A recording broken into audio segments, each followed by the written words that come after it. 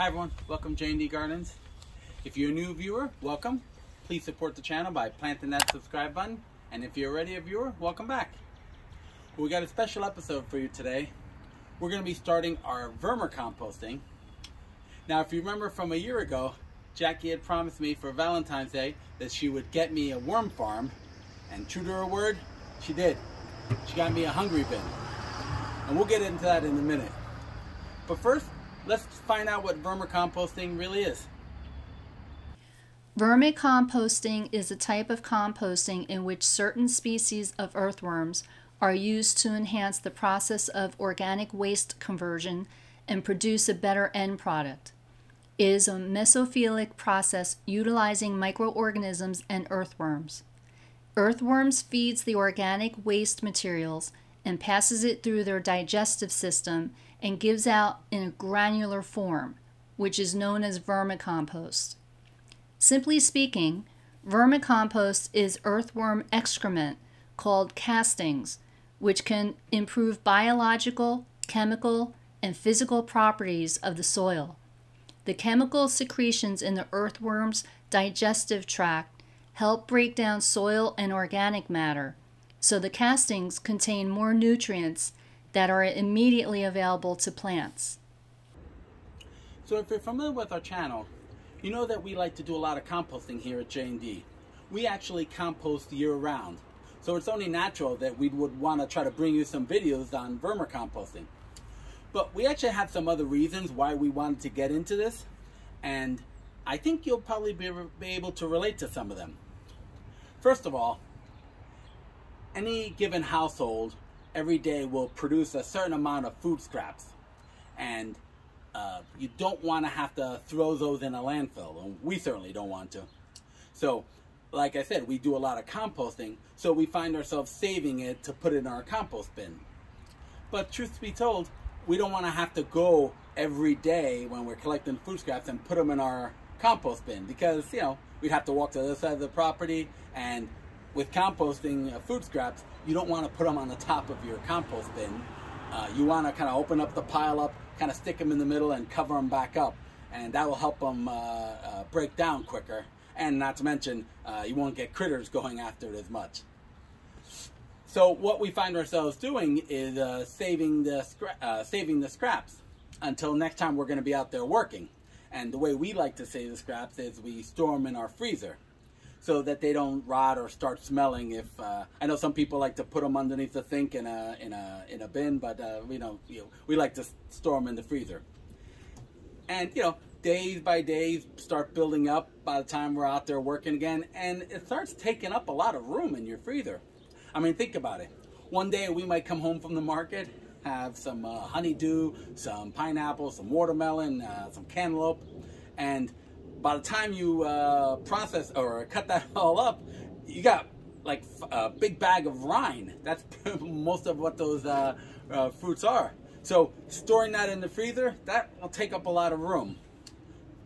But if you have a worm bin, the beauty of it is, once it starts getting going, every day as you develop those food scraps, you can put them right on the top, and you really don't have to worry about rotting, because the worms are going to get right at them. And that's one of the main reasons why we want to do this, so we don't have to store it as much. Now, a second reason we're looking to get into making our own worm castings is the cost savings. Now, if you do a lot of gardening, you probably like to use worm castings. And depending on how much gardening you do, you could probably go through a lot of it every year. For us, any given year, we can go over well over 100 pounds. And that can start getting expensive. Last year I was at my local co-op, and I asked, I think it was the owner, if he had any worm castings, and he showed me a bag like this, and I asked him how much was it, and he said, well, let me look it up. And he's like, $22, and he's like, wow, that's some pretty expensive poop. That's kind of funny, but it's truth. And if you think about it, if we do over 100 pounds, and at 20, that would be 4 or 5 bags at $22, you can get over $100 very easily. So it really is a cost savings if we start doing it ourselves. So when it comes to worm farms, there's no limit to the different kinds that are out there. In doing my research, I saw tons of videos and all kinds of advertisements for different brands. And some that were even homemade. And they all look great. But at the end of the day, I decided to go with this one, which is called the Hungry Bin. Now, truth be told, I don't know that this is the best one on the market. I don't know that it's any better than its competitors. I'm sure they all work great. I mean, a lot of study and research have gone into these different models, and I'm sure they're going to all produce a fair amount of worm castings. I mean, the Hungry has been around for years, so if something goes wrong, I'm practical enough to know that it's probably user error and not the style of the bin. But the reason I chose it is for the real reason that I chose it is for some of the features that it has. And let me walk you through that. Now, the main reason that I chose the Hungry Bin is for its mobility. As you can see, the Hungry Bin is actually on a metal frame with wheels. So you can tilt it back, very similar to a garbage can, and take it wherever you want. Now, why is that important? Well, I'm starting my Hungry Bin now in the spring. So the weather's still a little cool, but it's getting comfortable. So what I'll do is when it's set up, I'm going to put it in a sunny area outside. Since I'm going to keep it outside, I'm going to keep it in a sunny area. But now, in a couple of months when it's summer and it's like 95 degrees out there, I don't want my worms to bake. So I'm going to tilt it back, move it to the side of the house that doesn't get that much sun, because it's still going to be hot outside. But then, come the fall, it's going to start getting cooler again. So I'm going to want more sun. So I think what I'll do, I'm going to wheel it and move it to the other side of the house that gets a lot of the sun. And then finally, come winter time, I'm probably going to move it in the garage or in the shed because I don't want the worms to freeze. So mobility is just an incredible factor for me. And some of the other models that I saw, you know, it would be kind of a hassle to kind of pick them all up, put them in a wheelbarrow, take them apart. It's just none of them had the mobility that I saw that the Hungry Bin does. Now, a second reason that I have, an important one, is that in doing my research, everyone talked about how well it was made, how sturdy it was, how strong the plastic was. And let me tell you, they weren't kidding. I mean, if you take a look at it, this is no kidding heavy-duty plastic. The wheels are tough. Even the brackets that hold the wheel, they're held on with an Allen key and Allen screws, and they are great. And you can just feel it. It just feels like a really heavy-duty garbage can. Now, all that quality doesn't come without its price. Hungry Bin is, what I saw, one of the more expensive ones on the market. At the time that this was purchased, it was about $360. Now, I know what you're saying. That's a lot of money. And that might not be in your budget. And I get that, totally. But when thinking about wanting to spend that much money, for me, the quality of the unit was a big deal, because I want this to be around for years to come. And let me give you an example. Here.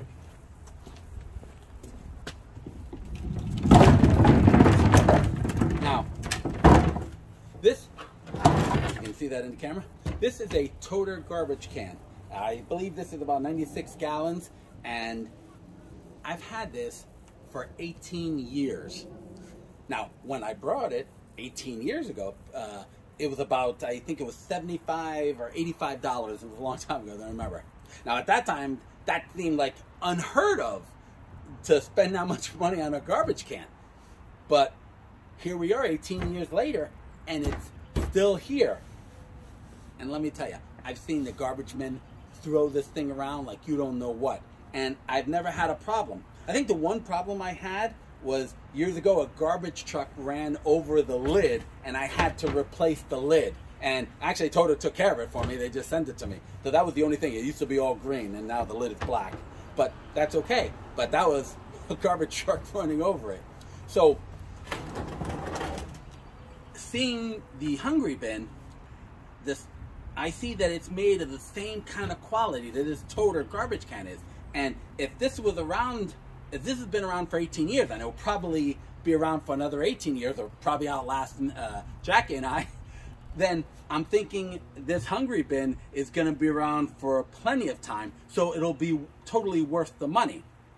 So I think what I'm going to do is, when we're going to be bringing you videos every time we do a harvest of the bin, of this bin, and we're going to figure out how long it takes to pay something like this off. So let's say that we paid $360 for it, and the average amount of the average bag that I showed you of worm castings for about 25 pounds is about $22 or so. We'll keep it around them. Every time we do a harvest, we're gonna weigh it and find out how much it makes, and then we're gonna start subtracting it from the original number, which is based on the poundage. So whatever,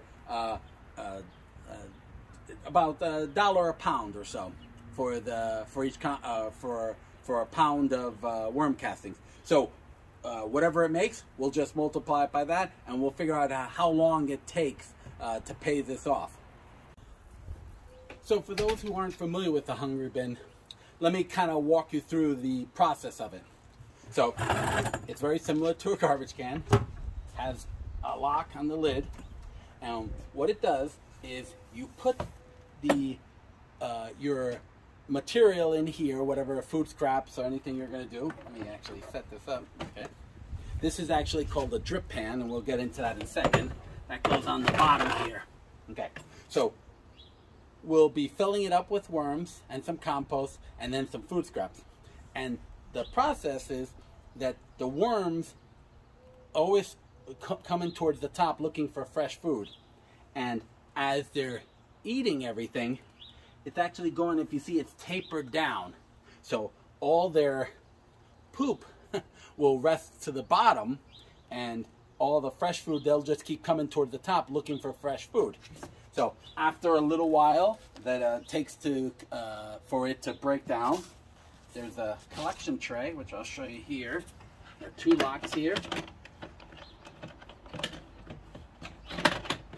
Oh, got the instructions here. And this is where the worm castings will be collected. Now, as you see, there is a strainer tray here. I hear that some worms escape through here. Let's see if that happens.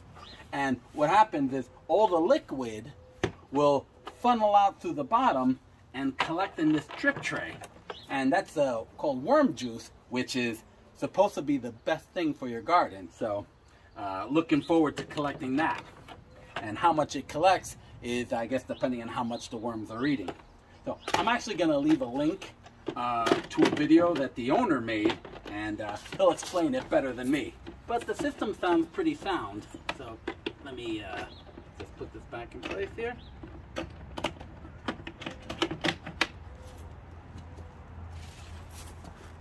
So when you get your Hungry Bin, it'll come disassembled in a box, and it's really, really easy. There's assembly instructions, and it's super easy to put together. I'm not going to even waste time in the video showing that.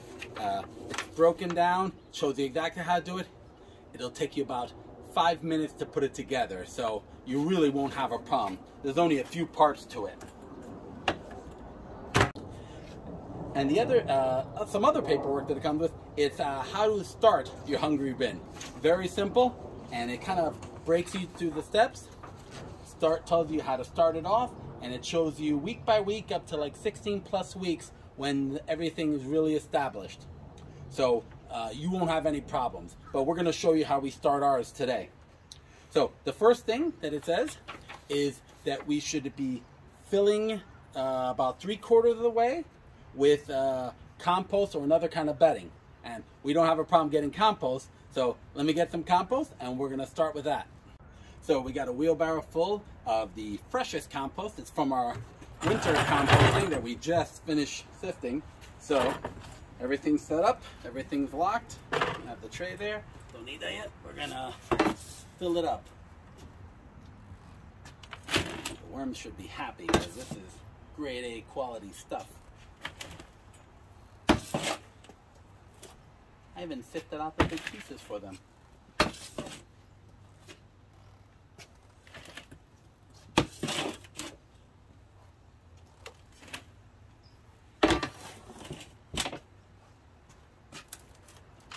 Now, okay. That looks great. Okay. Now the next thing it tells you to do is add the worms. So let me clean this up and we'll get the worms. So when it comes to composting worms, there are different ones you can get. You can get red wigglers or European night crawlers. We're actually going with the red wigglers. Now the manual tells you to start off with about 2,000 worms. Now I've purchased plenty of worms in the past, but this is actually the first time that I'm buying from Uncle Jim's Worm Farm. And no, I'm not getting any kind of endorsements for doing this. I just saw the shirt and I had to have it. I mean, look at this logo. Look at the chin on that guy. Doesn't it make you want to buy worms from him? Now, when you order from, and we'll use this as an example, Uncle Jim's Worm Farm, they tell you that they're going to ship within 2 days. And let me tell you, they're not kidding. When I ordered these worms, I ordered it late on a Wednesday, and I had it by Friday morning, which is great. They actually, if you see, they ship FedEx. But it's something to think about. Obviously, worm farms have to ship out their worms quickly because they don't want them to die in transit. But when you order your worms, just try to time it as best as you can, because you want to try to make sure that you're going to be home to get them out of the sun. Let me give you an example. Friday morning, thank God I was working from home, and it came pretty early, and it was pretty sunny like it is now. So they left it right by the door. If I would have been at work and not gone home till 5:30, 6 o'clock, let me tell you, these worms would have been fricasseed. So you kind of want to think about, try to time it maybe for a Saturday, or when you know you're going to be home or someone's going to be home, or maybe leave instructions for the mailman to maybe put it in a shady space, put a sign on your door or something like that, because you don't want to spend the money on the worms and then find out that most of them are dead. So when you get it from Uncle Jim's Worm Farm, you get this great bag, and as you can see, it has a great logo again. And for this, I think I'm actually going to grab a pair of gloves. Hold on one second. Now, I'm generally not squeamish, but you never know. So when they send it to you, they'll have some kind of, you can feel the movement inside. They'll pack it in like something like a cocoa core, and that's so that the worms have something to eat, and so that they not getting knocked around too much. So I'm gonna bring the camera around and bring the camera closer and show you as we put them in. Okay, so in the instructions, after you've put in your compost, they tell you to put in the worms. So see.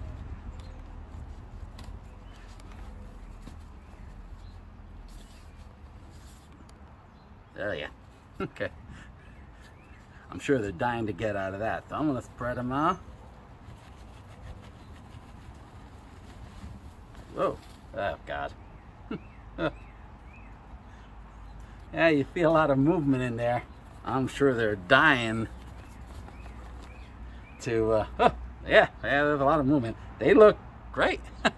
They're not overly huge, but that's okay, because, they're gonna get huge. Trust me, on the diet that we're gonna give them. And we have this cute little bag. Maybe we'll use it as a lunch bag. Oh, maybe not. Okay. Now, let them get a little acclimated. Now, the next part they say is to put about 1 inch or so of food scraps. Now, what we're gonna try for this year, we're only gonna be giving it things like old fruits and vegetables. We're not going to give it any meat or dairy or anything like that. These are going to be vegetarian worms, and they should be able to digest everything pretty quickly. And that's really most of the stuff that we throw away. So let me collect everything, and I'll start putting it in. As you can see, for the couple of minutes it took me to get the food scraps, they already started burrowing their way in. I don't even see too many of them. But don't worry, I have some good stuff for them, so they're gonna come in. So I've been saving some scraps. This is some spinach. Gonna make them nice and strong, like Popeye. Okay, and I've been saving a ton of fruit. You know, when you go to the store, buy a cantaloupe or watermelon, it's just not quite right. And it's like, what do I do with all that stuff? I don't want to eat it. I don't want to put it in any shapes. So we've been saving it up, and wow, it's starting to ferment. Actually, it looks like a decent salad. I don't want to make it too thick. Now, one of the things they say is don't overfeed your bin. So I don't want to do it, so I'm spreading it out. These guys are going to start coming quickly. And that should be good. Now, one of the things I'm going to do in the beginning is I'm going to give it as much soft food as possible. I'm not going to put any of the rind of the watermelon or a cantaloupe in there. I'm going to let them build up. They're going to be able to chew through this stuff no problems. And as they develop and they get bigger, and maybe when I add more, then I'll start putting a little harder material. But for now, I just really want to get them started. Now, a tip that I got from a YouTuber out there who had done another video is they say that in order to help keep the smell down and to keep flies from getting at, that you'll want to cover it up with some maybe dried up leaves or twigs or stuff like that. So I'm gonna get some dried up leaves and we're gonna cover this up. So I'm gonna grab my leaves. Just gonna put there you go. There you go. Probably enough. And let's finish it off. And I think we'll be good. Might have been able to put a little more compost, but that's okay. Get them started and they should be fine. So let me close this up and then we'll wrap it up. All right, so there you go. And another good thing I like about this, it has a lock on the top, so the critters can't get to it unless they figure out how to use their thumbs.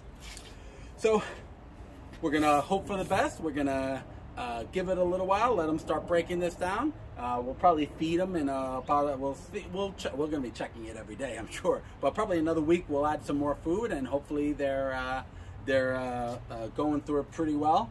And like I said, if all goes well, in another month or so, maybe we'll buy another 2,000 worms and throw it in there so that they really get going. I think the Hungry Bin says that it'll populate up to 18,000 worms. So once they keep multiplying, that can hold a lot of worms. So it should be pretty interesting. And like I said, every time we harvest, we're gonna bring it to you and show you how we did.